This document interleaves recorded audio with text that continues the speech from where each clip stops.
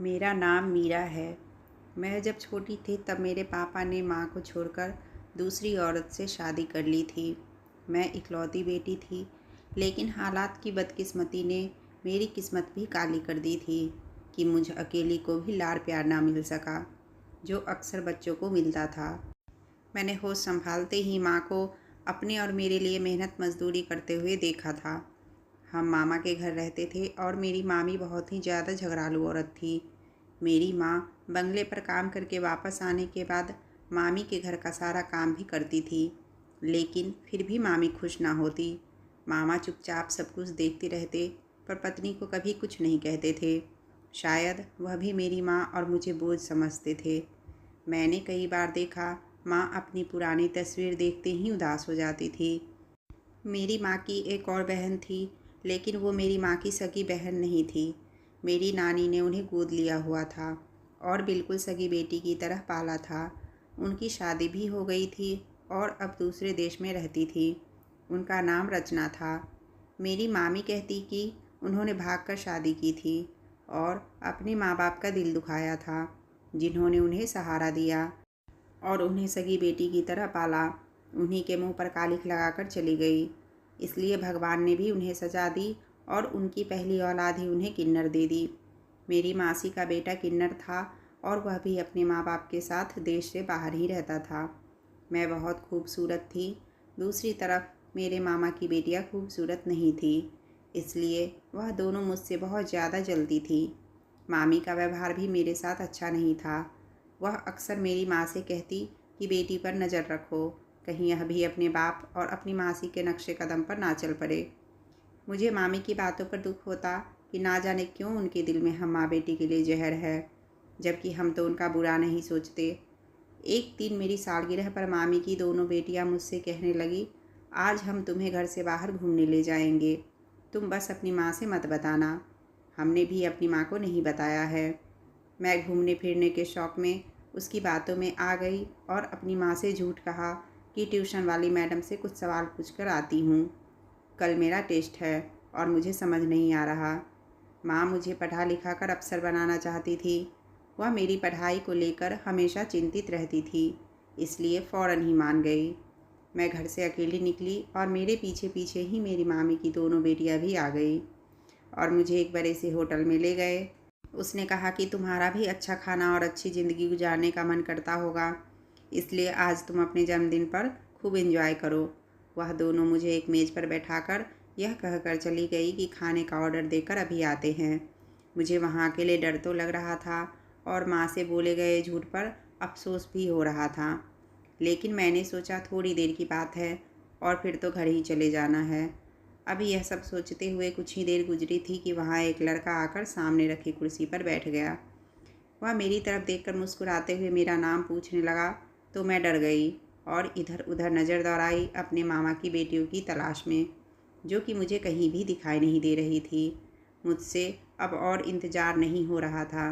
मैं जल्दी से खुद ही उठकर घर की तरफ चल दी, क्योंकि मुझे अब यहाँ बैठना ठीक नहीं लग रहा था। मैं एक रिक्शा पकड़कर घर की तरफ चल पड़ी। जब मैं घर पहुँची तो मेरे पैरों तले से ज़मीन निकल गई, क्योंकि मामा की तो दोनों बेटियां घर वापस आ चुकी थी और बाहर आंगन में बैठी थी, जबकि उसी आंगन के बीचों बीच मेरी माँ बैठी अपना सर पकड़े हुए थी और मामी ज़ोर से चीख रही थी। मुझे कुछ गलत होने का एहसास हो चुका था। सब लोगों की नज़रें मेरी तरफ उठी तो मामी दौड़कर मेरे पास आई और मुझे मारना शुरू कर दिया। मैं नासमझी में बार बार पूछ रही थी कि आखिर मेरी क्या गलती है, मुझे बताइए तो सही। इस सारे तमाशे में मेरी माँ खामोश बैठी मुझे पिटता हुआ देखती रही। मुझे अपनी माँ की मजबूरी पर बहुत दुख हो रहा था कि वह अपनी बेटी को ऐसे कैसे किसी के भी हाथों पिटता हुआ देख सकती है।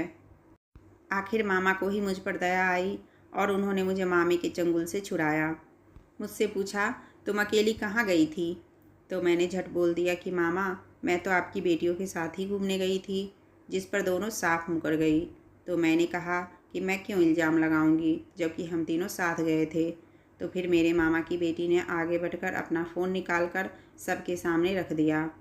उसके मोबाइल पर नज़र पड़ते ही मेरा तो खून सूख गया और मैं थर थर काँपने लगी। वहाँ तो उसी लड़के के साथ मेरी तस्वीर मौजूद थी, जो होटल में मेरे पास आकर बैठा था। मेरी बहनों ने सबको बताया कि जब मैं उधर से गुजर रही इसी होटल के पास से तो हमने खुद अपनी आंखों से देखा था। अब तो मामी ने हम माँ बेटी पर और ज़ोर से चिल्लाना शुरू कर दिया। मैंने सबको रो रो कर सच्चाई बताने की कोशिश की, लेकिन किसी ने भी मेरी एक ना सुनी, बल्कि मामी ने तो हमें घर से निकल जाने का हुक्म दे दिया। कब से खामोश बैठी माँ ने बस इतना कहा कि चलो मेरे साथ, अब इस घर में हमारा रहना मुश्किल है। मैंने माँ के पैर पकड़ लिए और कहा कि यह सब मेरी वजह से हुआ है, मुझे किसी अनाथ आश्रम में छोड़ आओ। खुद को इस उम्र में यूं दर दर की ठोकरें खाने पर मजबूर ना करो। मगर मेरी माँ ने मेरी एक नहीं सुनी और हम मामा का घर छोड़ आए। अब माँ मुझे अपने साथ लेकर ट्रेन में बैठ गई। हम नहीं जानते कि हमारी मंजिल कहाँ थी। दिन का सफ़र करके हम लोग ट्रेन से उतर गए और टैक्सी में बैठ गए। इतनी देर में माँ ने मुझसे कोई बात नहीं की और बस सफ़र में चुपचाप ही रही। मुझे अफसोस था कि मेरी माँ को भी मुझ पर विश्वास नहीं था। टैक्सी एक बड़े से गेट के पास आकर रुक गई। इतना बड़ा और खूबसूरत घर देखकर मेरी तो आंखें फटी की फटी रह गई। माँ ने बेल बजाई तो चौकीदार ने दरवाज़ा खोला और हम माँ बेटी घर के अंदर चले गए। घर अंदर से और भी ज़्यादा खूबसूरत था। हम आराम से सोफे पर बैठ गए। कुछ देर बाद एक औरत कमरे में आई। उन्होंने बहुत ही महंगी साड़ी पहन रखी थी।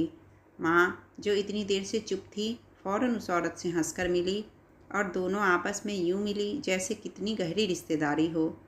माँ मेरी तरफ इशारा करके कहा कि यह मेरी बेटी है और उस औरत ने जल्दी से मुझे गले लगा लिया। माँ ने मुझे बताया कि यह तुम्हारी मासी है और यह अब अपने देश वापस आ गई है। मुझे यह जानकर बहुत ही हैरानी हुई और साथ ही यह भी सोचने लगी कि माँ को मौसी का पता कैसे चल गया। क्या दोनों बहनें पहले से ही एक दूसरे के संपर्क में थी?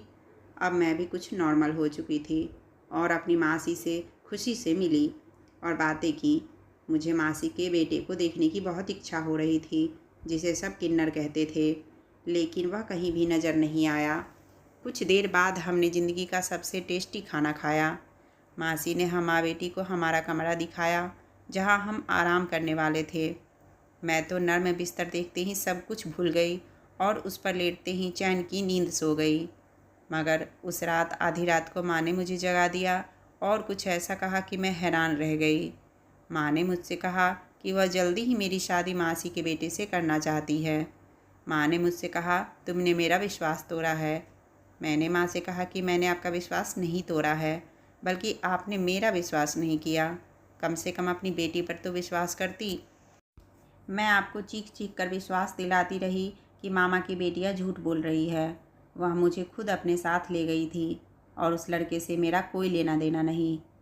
वह दोनों मुझे टेबल पर बिठाकर घर आ गई और वह लड़का कुछ ही देर के लिए मेरे पास आकर बैठा था। मैं अपनी माँ को विश्वास दिला रही थी, लेकिन मेरी माँ मेरी एक नहीं सुन रही थी। मुझे भी गुस्सा आ गया और मैंने भी कह दिया, आपने भी तो झूठ बोला है सबसे। आप चोरी छुपे मासी से मिलती रही। मेरा इतना कहना था कि मेरी माँ का हाथ मुझ पर उठ गया। मुझे ऐसा लग रहा था यह मेरी माँ है ही नहीं जिसे मैं जानती हूँ।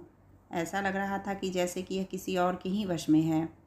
फिर मैंने कहा कि आपको मेरी शादी करनी है तो कर दो, मगर मुझ पर इस तरह इल्ज़ाम तो मत लगाओ। अपने भाई और उसकी बेटियों की बातों में आकर मुझ पर कीचड़ मत उछालो।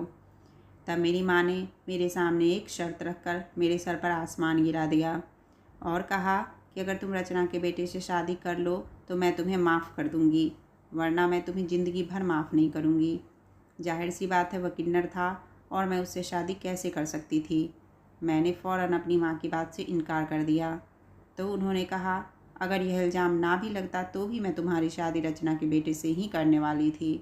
अगर तुम्हारे दिल में माँ के लिए ज़रा सी भी हमदर्दी है तो तुम्हें यह शादी करनी ही होगी, नहीं तो तुम अपनी माँ का मरा हुआ मुँह देखोगी। अपनी माँ की इस ज़िद पर मुझे बहुत अफसोस हुआ, लेकिन उसके सिवा कोई दूसरा रास्ता नहीं था। मैं मान गई। अगले दिन माँ ने मौसी को भी यह खबर सुना दी कि मैं शादी के लिए मान गई हूँ, तो मासी भी खुश हो गई। लेकिन मुझे कहीं ना कहीं ऐसा लग रहा था जैसे मासी इस शादी से खुश नहीं है। लेकिन खुश तो मैं भी नहीं थी और मुझे दिल से वहीं बैठी रही। कुछ देर बाद माँ और मासी उठकर अंदर चले गए, जबकि मैं वहीं बैठी हुई थी। लेकिन मैं भी ज़्यादा देर वहाँ नहीं रही और उठकर उन्हें ढूंढने लगी। मुझे कुछ तो गड़बड़ लग रही थी। इतने बड़े घर में ढूंढना भी मुश्किल था। मगर ढूंढते हुए मुझे एक कमरे से खटपट की आवाज़ आ गई। मैंने दरवाजे से हल्का सा झांक कर देखा तो मेरी मासी माँ को नोटों से भरी हुई गड्डियाँ दे रही थी, जिन्हें लेकर मेरी माँ का चेहरा खुशी से खिल उठा था।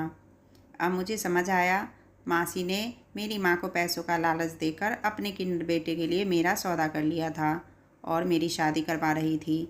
मगर अफसोस तो मुझे अपनी सगी माँ पर था, जिसने मेरे साथ इतना बड़ा धोखा किया था। मैं वहीं से चुपचाप लौट आई। जब माँ मेरे पास आई तो मैंने कहा कि मैं आपका लालच देख चुकी हूँ कि आप मेरा सौदा कर चुके हैं। तब मेरी माँ ने अपने दुखड़े सुनाने शुरू कर दिए। कहने लगी, मासी बहुत अमीर है और हमारे पास क्या है, इन पैसों से मैं घर खरीदूँगी जो हम दोनों का मजबूत ठिकाना होगा, और फिर तुम भी शादी करके अपने पति को अपनी मुट्ठी में कर लेना। यह सब कुछ अपने नाम करवा लेना, बाद में जहाँ चाहे पसंद से शादी कर लेना। मुझे माँ की बातें सुनकर बहुत अफसोस हुआ। मैंने साफ साफ कहा, यह धोखा है जो आप कर सकते हैं, लेकिन मैं नहीं। तो माँ ने भी जवाब दिया कि इस दुनिया ने भी हमारे साथ धोखा ही किया है, बदले में हम भी उन्हें वहीं वापस लौटा रहे हैं। पहले मेरी बहन मेरे मंगेतर के साथ भाग गई और उससे शादी कर ली। मेरे माँ बाप ने इसे सगी बेटी की तरह पाला और उसने मेरे ही हक पर डाका डाल दिया। मेरे माँ बाप इस सदमे से टूट गए थे। आज रचना के पास जो कुछ है वह सब कुछ मेरा होने वाला था। बाद में तुम्हारे बाप ने भी यही किया। एक भाई का सहारा था, उसने भी कभी हमारा साथ नहीं दिया। अब जिंदगी हमें एक सुनहरा मौका दे रही है तो उसे भी पाप और पुण्य के चक्कर में गंवा बैठे। मैंने माँ से कहा कि मैं मानती हूँ इन सब लोगों ने गलत किया है, लेकिन आप जो कर रही हैं उसके बाद उनमें और आप में क्या अंतर रह जाएगा। लेकिन मेरी माँ मेरी कोई भी बात सुनने को तैयार नहीं थी। उस रात माँ मुझे वहीं अकेला छोड़कर चली गई। सुबह उठने पर मासी का व्यवहार भी बदल चुका था, क्योंकि उन्होंने मेरी कीमत चुका दी थी। अब मैं एक तरह से उनकी गुलाम थी। मासी ने मुझसे कहा कि वह आज ही मेरी शादी अपने बेटे से करवाएंगी। इस शादी के लिए मैं बिल्कुल तैयार नहीं थी, मगर मेरी माँ की लालच ने मुझे चुप रहने पर मजबूर कर दिया था और उसी दिन बहुत ही सादगी से मेरी शादी उनके बेटे से हो गई। कोई भी मेहमान शामिल नहीं हुआ था। पता नहीं मेरी माँ भी कहाँ चली गई थी। माँ के लालच पर मुझे दिल से बहुत दुख हो रहा था। रात होते ही मुझे मेरे पति के कमरे में पहुँचा दिया गया, जहाँ मैं पहले कभी नहीं आई थी। मगर अब तो इसी कमरे में ना जाने कब तक घुट घुट कर ज़िंदगी गुजारनी पड़ेगी। मुझे अपनी मासी की चालाकी पर गुस्सा आया। कैसे पहले उसने मेरी माँ का हक छीना और अब उन्होंने अपने किन्नर बेटे के लिए मेरा सौदा कर दिया। मैंने अपने पति को अब तक नहीं देखा था। पता नहीं मासी ने मुझे अपने बेटे को देखने क्यों नहीं दिया था। फेरों के समय भी मेरे पति के चेहरे पर सेहरा पड़ा हुआ था। मैं चुपचाप बैठी अपने पति का इंतज़ार कर रही थी और तभी मेरी निगाह अचानक कमरे की दरवाजे की तरफ उठी। मेरा पति, जो अभी अभी कमरे में दाखिल हुआ था, लेकिन उस पर निगाह पड़ते ही मेरी आंखें खुली की खुली रह गई और मैं उससे अपनी निगाहें हटाना ही भूल गई। आने वाला इंसान बहुत ही खूबसूरत था। वह कहीं से भी किन्नर नहीं लगता था, लेकिन हकीकत तो यही थी कि वह अधूरा था। मेरा दिल फिर दुख से भर गया। वह इंसान मेरे पास आकर बैठ गया। मुझे विश्वास नहीं हो रहा था कि इतना खूबसूरत मर्द मेरा पति हो सकता है। थोड़ी देर बाद उसने मेरा हालचाल पूछा, जिसका मैंने कांपती हुई आवाज़ में जवाब दिया। अमित ने मुझे मुंह दिखाई का बहुत कीमती तोहफा दिया और मेरे हाथों को चूम लिया।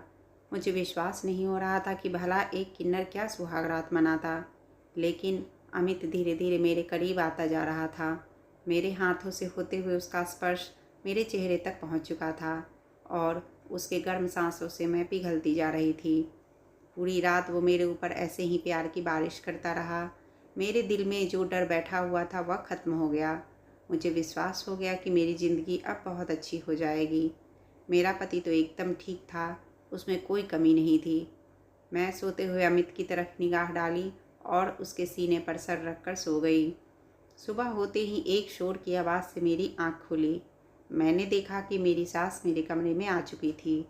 मैं हैरान रह गई जब मेरी सास के साथ एक लड़का तालियां बजाते हुए आया और मेरे बराबर आकर बैठ गया। मैं हैरत से चीख मारकर दूसरी तरफ खिसक गई। आने वाले इस लड़के का अंदाज बिल्कुल वैसा ही था जैसे किन्नर का होता है। जबकि मेरा पति कमरे से गायब था। मैंने पूछा, मम्मी जी ये कौन है? तो मेरी सास ने मेरे सर पर हाथ रखकर कहा, यही तो तुम्हारा पति है। यह रात में अपने दोस्तों के साथ बाहर गया हुआ था। देर से वापस आया तो दूसरे कमरे में सो गया। मैं कभी अपने पति को देखती तो कभी रात के मंजर को याद करती। मेरा दिल चाह रहा था अभी ज़मीन फटे और मैं उसमें समा जाऊं। मैं चाहते हुए भी अपनी सास को कुछ नहीं बता पा रही थी कि रात मेरे कमरे में कोई और था और मैं तो उसे अपना सब कुछ सौंप चुकी थी। कितना बड़ा मजाक हुआ था मेरे साथ। मैंने खुद को संभालते हुए जल्दी से उठकर अपना हुलिया ठीक किया और अपने असली पति को देखा, जो कहीं से भी मर्द नहीं लग रहा था। दुबला पतला शरीर और ऐसे रंग ढंग से मचल रहा था जैसे कोई लड़की अदाएं दिखा रही हो। उसने चेहरे पर मेकअप भी लगा रखा था और ज़ोर ज़ोर से तालियां भी बजा रहा था। रात मेरे कमरे में जो आया था वह 6 फीट का लंबा चौड़ा पूरा मर्द था और बहुत ही हैंडसम था। रात वाला एक एक दृश्य मेरी आंखों के सामने घूमने लगा। अचानक ही मेरे हाथ अपने होठों की तरफ चले गए, जहां उस रात वाले लड़के के प्यार की मुहर अभी भी लगी हुई थी। मेरी आंखों से 2 आंसू आ गए। भला इस किन्नर के साथ मैं अपनी पूरी ज़िंदगी कैसे गुजार सकती थी? मगर क्या करती, मैं चुप हो गई। मेरे पति को मेरी बिल्कुल भी परवाह नहीं थी। अब तो वह अपनी दुनिया में ही गुम रहता था। मुझसे वह बहुत कम बात करता। मैं भी भगवान का धन्यवाद करती, वह मुझसे कम मिलता है और अपनी अलग दुनिया में ही रहता है। कुछ समय बाद मेरे किन्नर पति ने वापस जाने का फ़ैसला कर लिया। मेरी सास मुझे भी मेरे पति के साथ भेजना चाहती थी। मेरा जाने का कोई इरादा नहीं था। मैं तो खुश थी कि अच्छा है यहाँ से चला जाए। बार बार मुझे अपने सामने देखकर मुझे घिन आती थी और फिर कुछ ही समय के बाद वह चला गया। अब इस बड़े घर में मैं और मेरी सास अकेले रह गए थे। घर में पड़े पड़े क्या करती, अपनी सास के साथ कामों में हाथ बटाने लगी। सबसे पहले किचन की जिम्मेदारी ले ली। मेरी सास अब मुझसे बहुत खुश रहती थी। मैं अपनी सास के साथ बाहर भी जाने लगी। मेरी ज़िंदगी में अब कोई कमी नहीं बची थी, सिवाय सच्चे प्यार की और एक हमसफ़र की। कभी कभी मुझे उस लड़के की बहुत याद आती जो उस रात मेरे कमरे में आया था और मेरा सब कुछ छीन कर ले गया था, मेरा चैन सुकून सब कुछ। मगर उसके बाद मुझे कहीं दिखाई नहीं दिया। मेरे लिए हैरत की बात थी कि आखिर उसका मकसद क्या था, वह कौन था। साथ ही मुझे अपनी माँ की भी चिंता रहती थी, जिसने कभी पलट कर मेरी खबर नहीं ली। एक दिन मैं और मेरी सास बाज़ार गए। लौटते समय हम खाना खाने के लिए एक होटल पर रुक गए। वहाँ मेरी नज़र अचानक उस लड़के पर पड़ गई जब मैं अपने मामा की बेटियों के साथ होटल आई थी और वह मेरे साथ बैठ गया था। यही तो इन सब बातों का जिम्मेदार था। मैं तेज़ी से उसकी तरफ बढ़ी और उसने भी मुझे पहचान लिया था। मैंने उससे पूछा कि बताओ, उस दिन तुम्हारा क्या मकसद था और मेरे पास आकर क्यों बैठे थे? उसने सच बता दिया कि उस दिन मुझे यह सब कुछ करने के लिए तुम्हारे मामा की बेटियों ने कहा था। उस दिन मेरे दिल से आवाज़ आई, काश मेरी माँ यहाँ होती तो मेरी बेगुनाही का सबूत अपनी आंखों से देख लेती कि कैसे उनके अपनों ने मुझे उनकी नज़रों से गिराने के लिए यह सब ड्रामा रचाया था। लेकिन मुझे पता था कि मेरी माँ यहाँ पर होती तब भी कुछ नहीं करती, क्योंकि उसकी आंखों पर तो लालच की पट्टी पड़ गई थी। जब हम घर वापस आए तो कुछ ही देर बाद मेरी सास घबराई हुई मेरे पास आई। उनकी उड़ी हुई रंगत देखकर मेरा दिल किसी अनहोनी की आशंका से डर गया। बताया कि तुम्हारी माँ बीमार है और वह अस्पताल में है। माँ के बारे में सुनकर मैं बहुत ज़्यादा परेशान हो गई। मैं जल्दी से अस्पताल पहुँची। मेरी माँ ने मुझसे माफ़ी मांगी। मैंने उन्हें माफ़ कर दिया। मैंने कहा कि मैं आप जैसी नहीं हूँ कि मैं आपका साथ नहीं छोड़ूंगी। मैं अपनी माँ को अपने साथ ले आई और दिन रात उनकी सेवा में एक कर दिए। साथ ही इस मुश्किल समय में मेरी सास ने भी मेरा पूरा साथ दिया। एक रात मैं अपनी माँ के पास से उठकर अपने कमरे में जाने लगी तो मुझे घर के पिछले कमरे से आवाज़ सुनाई दी। मैंने देखा कि वहाँ मेरी सास के साथ कोई मौजूद है, जिससे मेरी सास चुपके चुपके कुछ बातें कर रही थी। मैंने देखने की कोशिश की, लेकिन मुझे सामने वाला इंसान दिखाई नहीं दे रहा था। थोड़ी देर बाद वो खिड़की से चला गया। अब मुझे अपनी सास पर शक होने लगा था और मैंने उन पर नज़र रखना शुरू कर दिया। मुझे लग रहा था कि जैसे मेरे साथ कोई नया खेल खेला जा रहा है। अगले दिन मैंने अपनी सास पर पूरी नज़र रखी हुई थी और फिर उसी जगह पर आधी रात को अपनी सास को जाते हुए देखा तो मैं भी पीछे पीछे चली गई। उस कमरे में मेरी सास किसी इंसान के साथ खड़ी बातें कर रही थी और उस इंसान पर नज़र पड़ते ही मेरी आंखें फटी की फटी रह गई। वह कोई और नहीं बल्कि वह तो वही लड़का था जो शादी की पहली रात मेरे कमरे में आया था। तो इसका मतलब मेरी सास इस लड़के को पहले से जानती थी और मेरे साथ धोखा कर रही थी। हालांकि मैंने उन्हें अपनी माँ जैसा समझा और दिन रात उनकी सेवा की। मैंने अगले दिन अपनी माँ को सब कुछ बता दिया। मैंने अपनी माँ को बताया कि तुम्हारे लालच ने हमें इन हालातों में लाकर फेंक दिया है। मेरी ज़िंदगी बर्बाद हो गई है।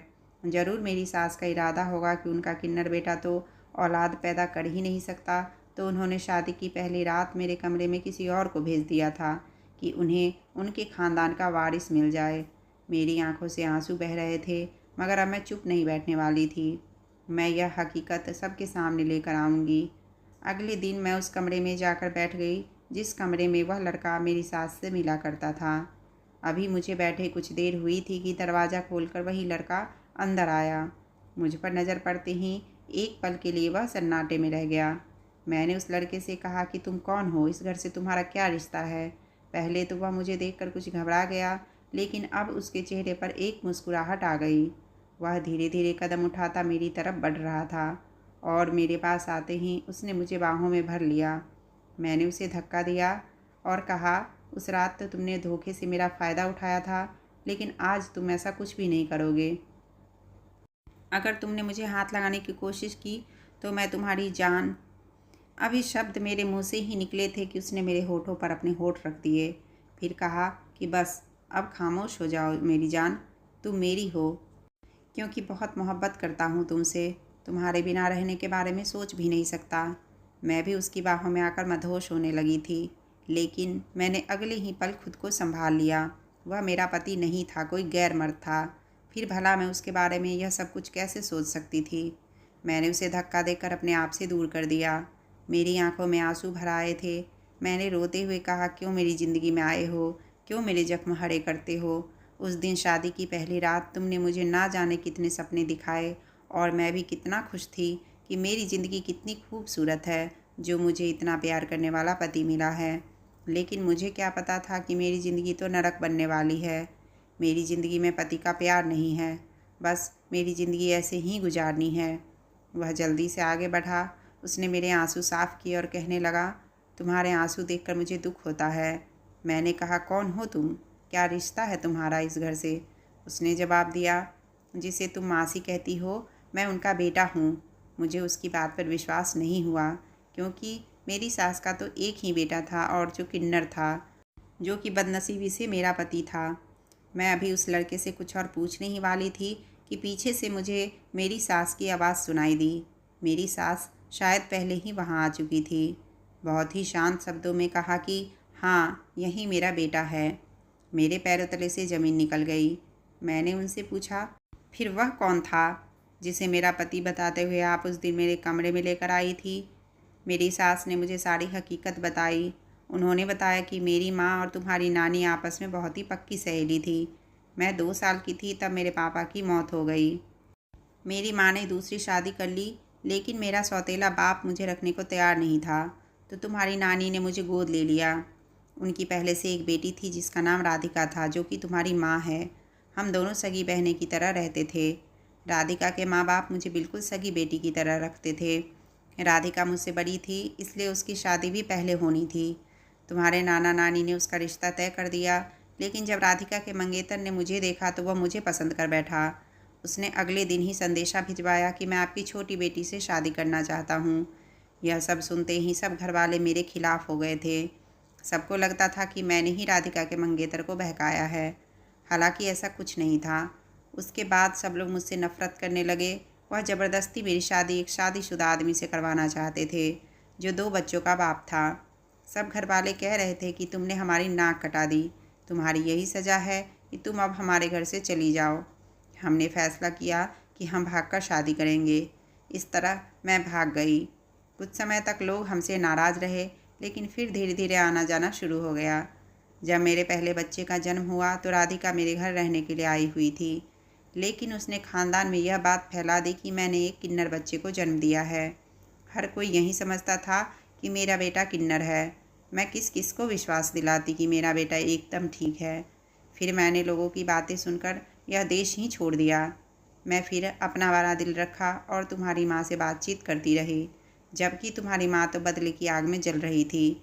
सिर्फ तुम्हारी माँ को ही सच्चाई पता थी कि मेरा बेटा एकदम ठीक है, इसलिए तो तुम्हारी माँ ने तुम्हारा रिश्ता मेरे बेटे से तय कर दिया था। लेकिन इसके बदले उसने मुझसे बहुत मोटी रकम की मांग की। मैं भी मजबूर थी, क्योंकि मेरा बेटा तुम्हें देखते ही तुमसे मोहब्बत कर बैठा था। उसने जिद लगा रखी थी कि मैं शादी करूँगा तो तुमसे ही करूँगा। मैं बहुत ज़्यादा परेशान रहने लगी थी, और फिर जब तुम्हारी माँ ने मेरे सामने शादी की बात रखी तो मैं मान गई। लेकिन मेरा मन इस शादी को करने का बिल्कुल भी नहीं था। जब माँ इतनी लालची है तो बेटी भी लालची होगी। मैंने अमित को समझाया कि पहले तुम्हें आजमाए कि तुम कैसे नेचर की हो।